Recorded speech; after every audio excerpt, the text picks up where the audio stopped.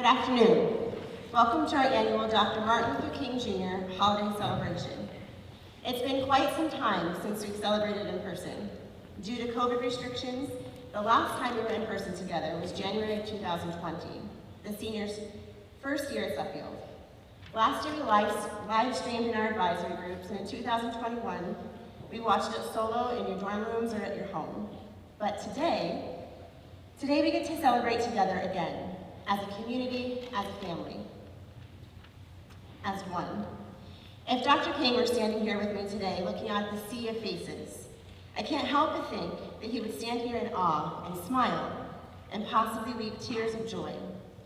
For this, what I'm seeing, this is all part of his dream. You, here together, we're all part of his dream. However, while much has been accomplished in the name of equality and justice, we as a society still have a long road to go. Today, you'll hear from your friends, your classmates, teammates, and peers. Each of them has put together an art piece for you. Whether it's an original poem or song or excerpts of Dr. King's speeches, they have beautiful meaning, message, and power. Power is held in words. What you'll hear is powerful, moving, and thought-provoking. Drawn from personal reflections, students will share hopes, dreams, and their own lived experiences as they relate to race, stereotypes, and acceptance. Acceptance. You were all accepted into Suffield. We're glitching on my iPad. You were all accepted into Suffield Academy. Out of over 1,000 applicants, Suffield chose you. So will you in turn choose each other? Choose love, choose friendship, choose awareness and acceptance. What they're about to share with you is hard. Pushed out of their comfort zones, they're sharing their heart with you. I ask that in turn, you kindly set your phones aside for this moment and choose them. Choose to listen and choose to open your heart. Dr. King said, "Man must evolve for all human conflict a method which rejects revenge, aggression, and retaliation. The foundation of such a method is love." Today, we're building on the foundation of love through the art of storytelling, through prose and lyric, and through opening our hearts and minds by listening. I'm proud to share with you today these courageous, strong, powerful students, Goni, Jason, Mari, Isabel, Zariana, Diana, Chastity, Chi-Chi, Adriana, Ezra, Natsiri, and Kivana. Thank you.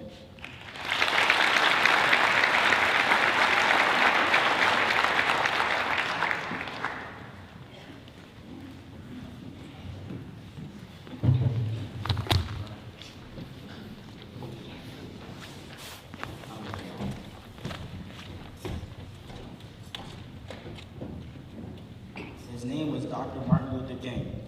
He was a peace-loving human being, preaching peace and love at mountaintop of a man, Martin Luther King. He came bearing the dream for humanity, teaching nonviolence, peace, and love. He was a drum major for human equality, sent down to us as a gift. King taught nonviolent ways. Towards the justice we sought, that injustice had numbered days. For too long, the dream has always been surreal, one that has been obstructed but not deterred. In due time, it will become absolutely real. For too long, the dream has only been surreal. With hope, faith, and time, come what God wills.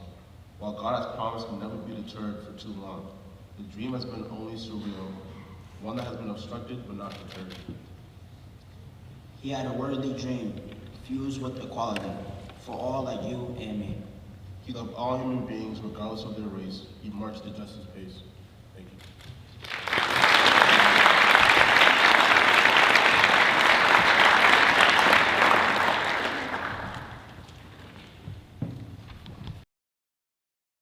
When I think of racism, I think of it as the Oxford Dictionary defines it as particular quality, habit, or disposition regarded as adversely affecting a person or group of people. I define it as a horrid sickness that has and continues to spread like wildfire, a disease that can go away but the remnants of it always stays, and the scars it leaves behind are permanent. You can try and hide the fact that you have caught it by saying, "It's okay, my friend's a person of color," or "I didn't know it was offensive." But at that point, you're in too deep. See, the worst thing about this disease is that most people cannot accept the fact it still exists, let alone the fact that they've caught it. And maybe only POC can see that this disease is everywhere. It's in the elevator where my brother has to watch a woman clutch her purse in fear. It's in the assumptions people make about you before even knowing your name. It's growing up surrounded by people who don't look anything like you, causing you to question your own self-worth, and to believe that the color of your skin is a curse. You beg and plead to look like everyone else just so the burden of being different is taken off your shoulders. It's in the slurs people try to excuse, saying, "Racism ended a long time ago. Get over it." Get over it. We try to get over it, we try to rebuild, but people are still being killed. We peacefully protest for our rights to live, while others repost on Instagram and call it a day. MLK dreams that little white boys and girls will one day hold hands in peace with black boys and girls, yet 60 years later, they still live two entirely different lives. Those black boys and girls are being taught by their parents at age 5 how to act if they have a run-in with the police. While white children grow up catching the disease we've been trying so hard to get rid of. It gets spread from mother to daughter, father to son, and in the end, it affects everyone. We need to fight for a better tomorrow by fixing the problems of today. So will you go about the rest of your day? Remember what I'm about to say. You and I can cure this disease, but not until we break the divide between us. Because ignorance is the first underlying symptom. I'm tired of looking the other way and having to say, "It's just skin color, Mari. It's not that big a deal." But it is a big deal. This disease cannot be cured until we accept the fact it is here now just as much as ever. Are you willing to accept that? Will you help find the cure? What about your disposition will you change? Thank you.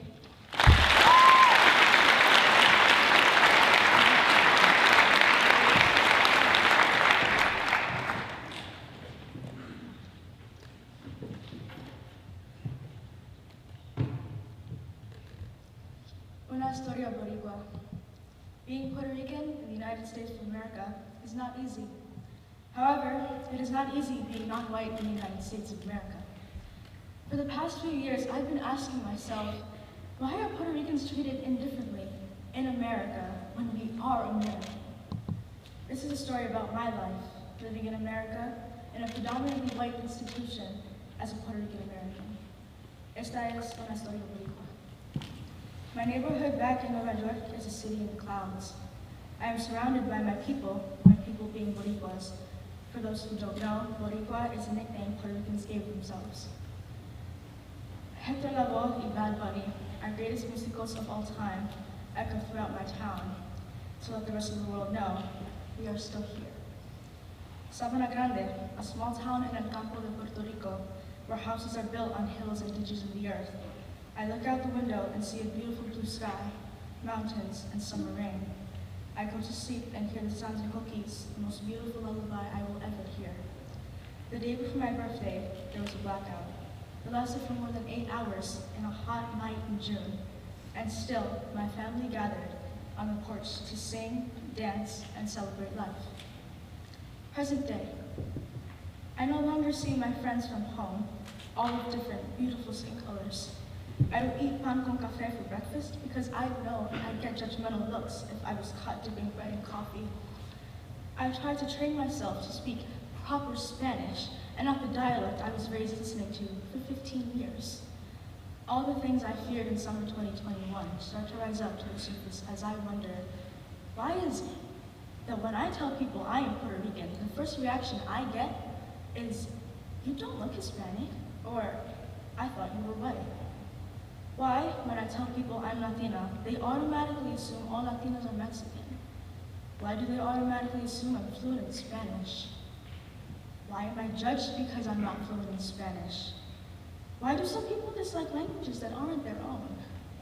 Like the time my dad came home and told my mom and I how his manager told him and his colleague to talk somewhere else when they were speaking in Spanish.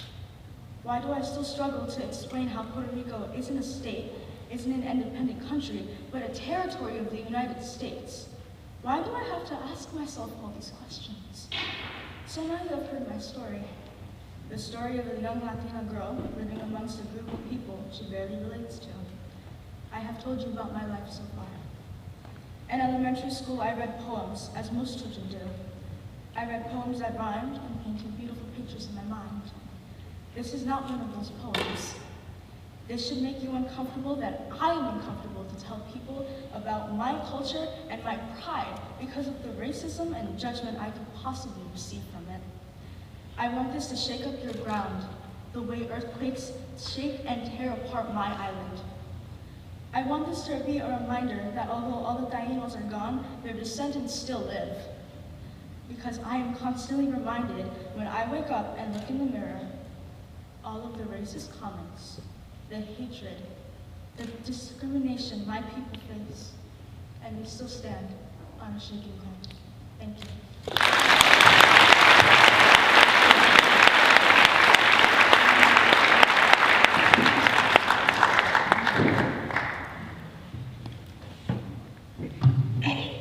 Hi, Josh Gamir and I put together a video asking students a variety of questions as they relate to Dr. King. We hope you enjoy. We put together, okay, my bad. Hi everyone. Josh Gamir and I put together a video asking students a variety of questions as they relate to Dr. King. We hope you enjoy what we put together and learn from others' perspectives. Thank you.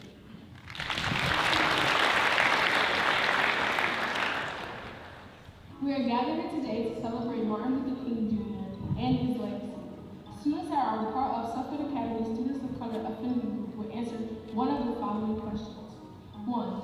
What is the connection between Dr. King's legacy and your life today? How can we honor him by serving others? 2. If Dr. King were alive today, what issues would concern him and how would he organize to solve them? 3. How are you living out Dr. King's dream? If Dr. King was alive today, what issues do you have? I think that Dr. King would be encouraging of Black people being more proud of their work and understanding that they can not only achieve equal things to white people, but possibly more depending on the opportunity. How are you living out Dr. King's dream? Being a leader in both Suffolk Academy Sister and Girls Group, as well as pursuing a collegiate career in lacrosse. How about you, Noah? By attending a prestigious school at Suffield, me and Adriana, we both represent the students of color and minorities all over the world by representing them as captains on sports teams and by being like leaders of clubs and all that stuff and participating in the student council. So we show that the students of color are not only just minorities and that we can do less, but we're showing that we can do a lot more and be equal to everybody else. Dr. King's dream, that's it. Well, not just like by attending a private school with predominantly white students, but also by being a first-generation college student and being able to live out the dreams and do what I want to do, while also being able to make my parents proud with the opportunity they have given me. If Dr. King was alive today, what issues would concern him? I feel like police brutality, black on black crime, and just like racism in our society. The George Floyd situation, you brought us today because people realize how messed up it was. And I feel like us coming together as a community really brought us stronger and it built bonds throughout society. If he was alive today, what issues would concern him? Some issues that would concern him is mass incarceration and just Black people being in prisons, and he could combat this by putting more Black people in higher courts like KBJ and Harris. How are you living Dr. King's dream? I feel like I'm living Dr. King's dream by one, making it into a preparatory school and working hard as a Black athlete and academic weapon in this school and fighting for my people's rights as I know I should and as he has implemented me to be.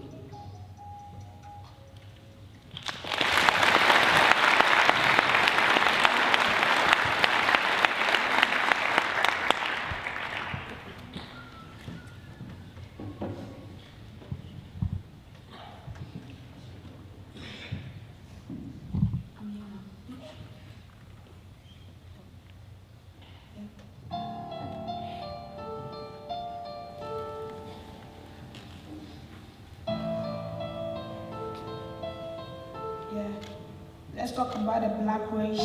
There's so many shades. My hair's Rasta, melanin, African braids. Then he got him with waves.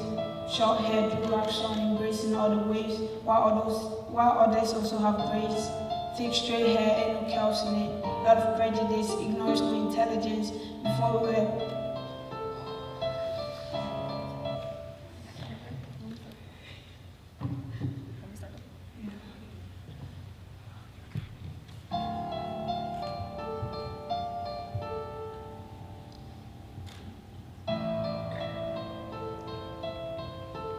Let's talk about the black race. You know there's so many shades. My hair's Rasta melon and African braids. Then you got him with waves. Short hair, do-rags on, embracing all the waves. While others also got braids. Thick straight hair, ain't no chaos in it. Lot of prejudice, ignorance, no intelligence. Before we were on ship, getting shipped out. Before being on plantation, helping people out. Before our body was swinging from trees to trees. We used to act like kings and queens. I've got big dreams, big schemes, big greens. One day I wanna hit the big screen, but when I get there, will you let me? What happened to Malcolm X? The ones who fought for outcomes, the ones who rather suffer to get one because we don't have one, the ones willing to provide that option in risk of dropping from things that pop in America, they see the skin as a problem. What happened to Malcolm X? What happened to Malcolm?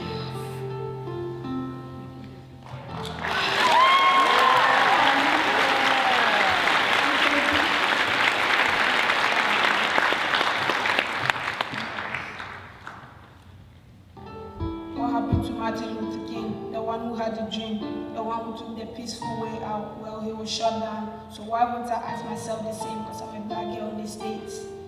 Who has big dreams and big things to change? I want to be a soccer player one day. I don't want that girl staring at me across the room when we're in history class talking about the slave trade or picking on you because your accent ain't the same. Well, this accent tells a story you don't know about. It tells me how to find my way home, how to speak a language ancient and so old. Education is pricey, but ignorance is expensive. So don't be ignorant about the things you see. It could cost you a lot. Yeah, you better speak up. Martin Luther King had a dream. Well, my dream would be the American flag would be used as a symbol that is not to destroy and deploy all these people, but rather to help restore peace and love.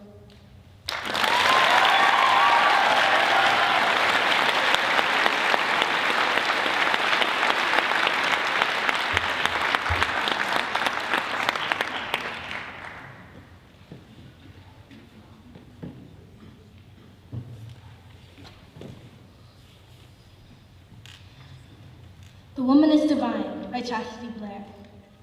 Unsung, unheard, sometimes unloved, what are the beautiful things that Black women are capable of?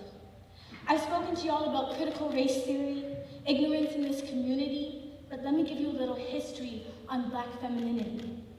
From the Dahomey to Polly Murray, Black women have been strategizing to make the lives of all people serene. However, they go unseen because some in society are so keen on the downfall of us all. No matter how hard we work, there is always someone appalled. No matter how hard we push to progress, there's always someone to stall because we don't physically have balls. But that's another story for y'all. Despite all the setbacks and the unnecessary get back, generations put us on the right track, made the ones preceding them understand that beautiful is synonymous with Black. I will always thank my mother and grandmother for that. I want to highlight our predecessors because they got spat on, assaulted, abused, died, for us to thrive because they had to face the ones trying to connive and demean and derive those instincts that taught them how to survive. However, Black women keep it classy and graceful. Nothing is more powerful than a woman who chooses to say no because they have too much on the line, a family to keep combined, an education system to design. Just like those in Little Rock 9, Black women are the spine and continually refining this country on an incline.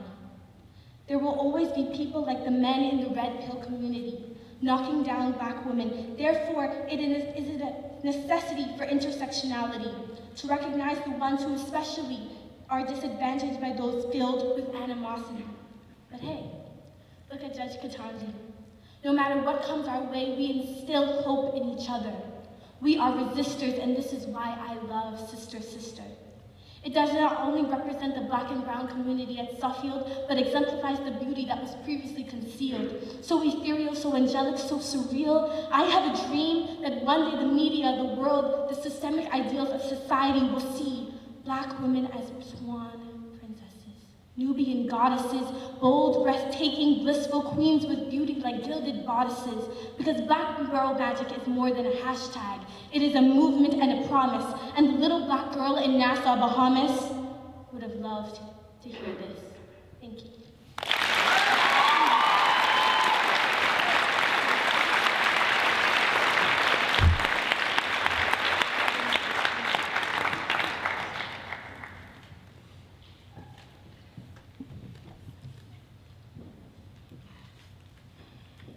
This is our hope. This is the faith that I go back to the South with.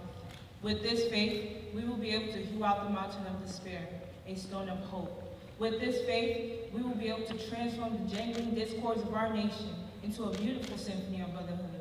With this faith, we will be able to work together, to pray together, to struggle together, to go to jail together, to stand up for freedom together, knowing that we will be free one day.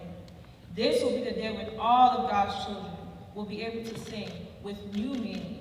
My country, 'tis of thee, sweet land of liberty, of thee I sing. Land where my fathers died, land of the pilgrim's pride. From every mountainside, let freedom ring. 1963, Martin Luther King Jr., I have a dream. This is why many liberals have fallen into the trap of seeing integration in merely aesthetic terms, where a token number of Negroes adds color to a white-dominated power structure. They say, our union is integrated from top to bottom. We even have one Negro on the executive board. Or, our neighborhood is making great progress in integrated housing. We now have 2 Negro families. Or, our university has no problem with integration. We have 1 Negro faculty member and even 1 Negro chairman of a department. The white liberal must see that the Negro needs not only love, but also justice. It is not enough to say, we love Negroes, we have many Negro friends. They must demand justice for Negroes. Love that does not satisfy justice is no love at all.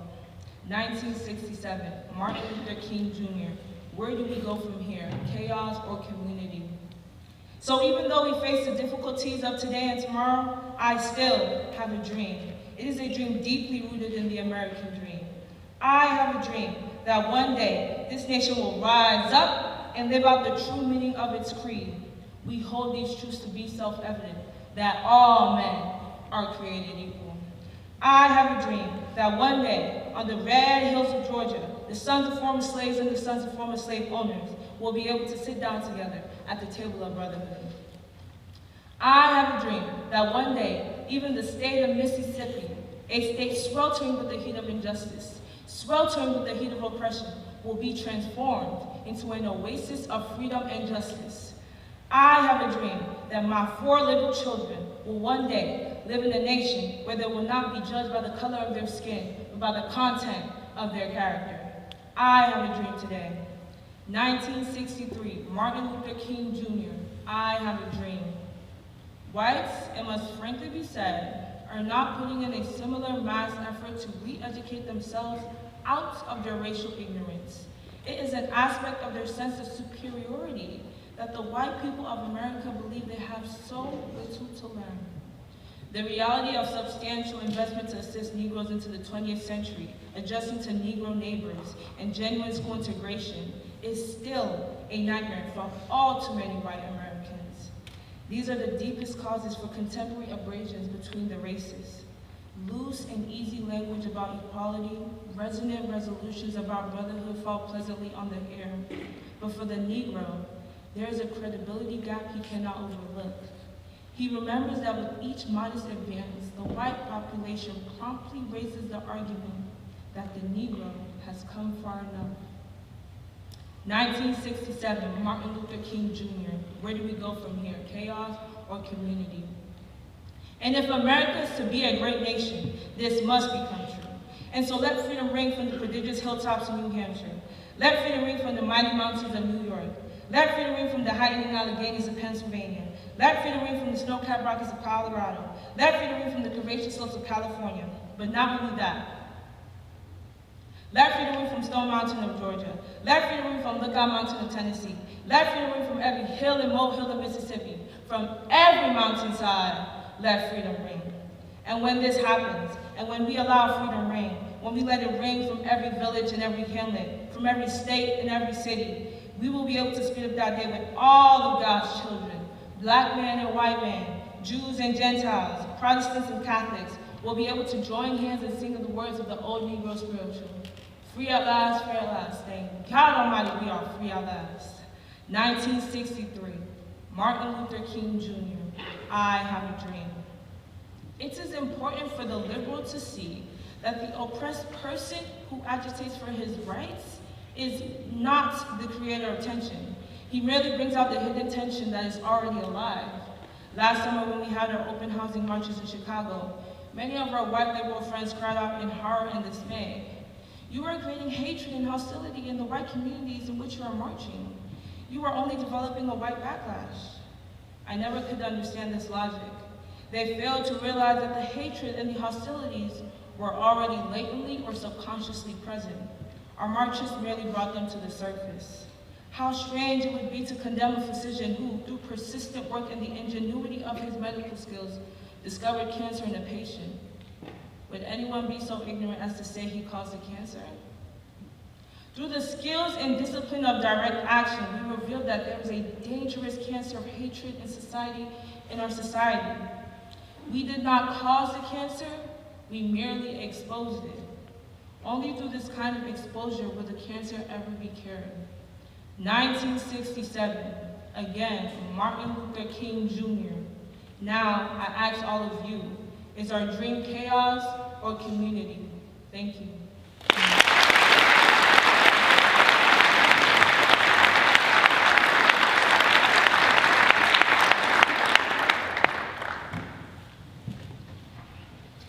Hello everyone, my name is Adriana Bailey Stewart. I'm a freshman day student from Meriden, Connecticut.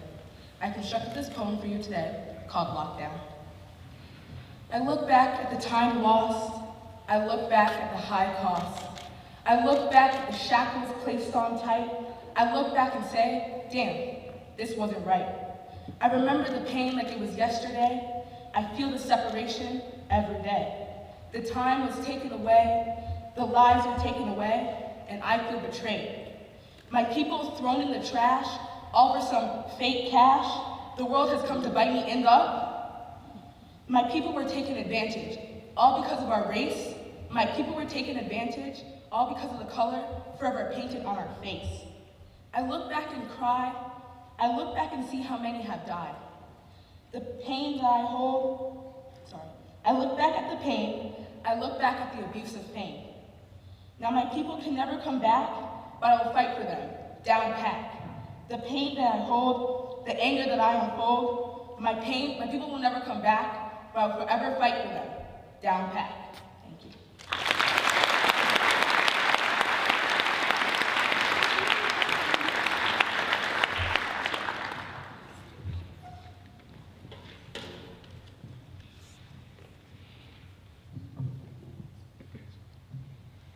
Every day, a brother born, wide-eyed and full of potential, with a meaningless task or calling that they think will make them special.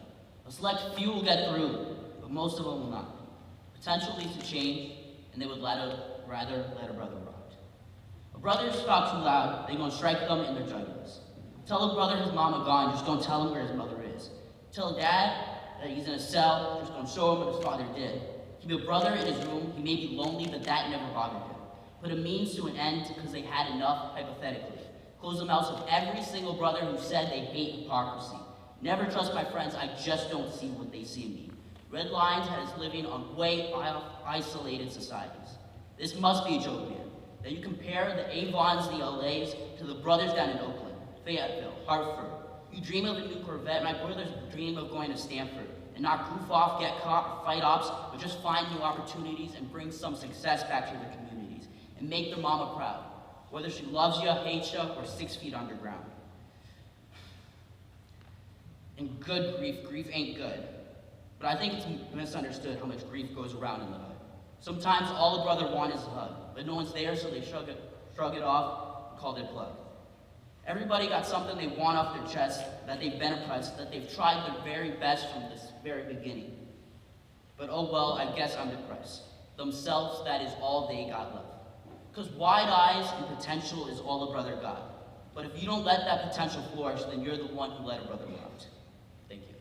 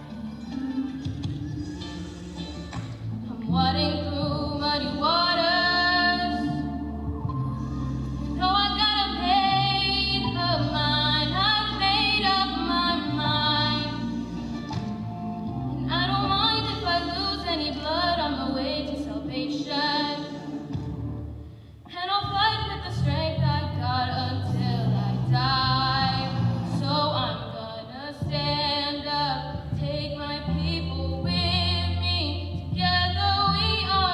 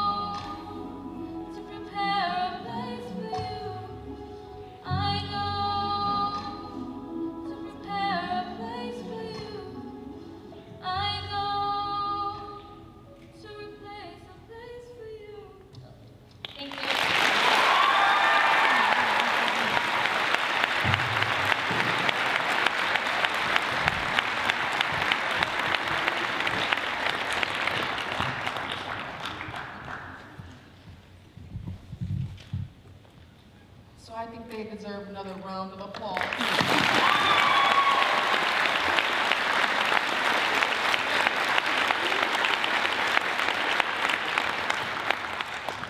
So thank you for your time and your attention. We shared with you thought-provoking original poems, raps, and inspirational songs. While today is a time of remembrance and celebration, it is also a time of reflection. Where do we go from here? Dr. King once said, "Faith is taking the first step even if you don't see the whole staircase." You might not know what to do next or how to move Dr. King's legacy forward. But I'll tell you, the next step can be found in conversation. Talking to your neighbors, your classmates, your teammates. Talk to people you don't normally hang out with. Change starts with communication. Take time in your next class to engage in conversation. What did you hear up here? What inspired you?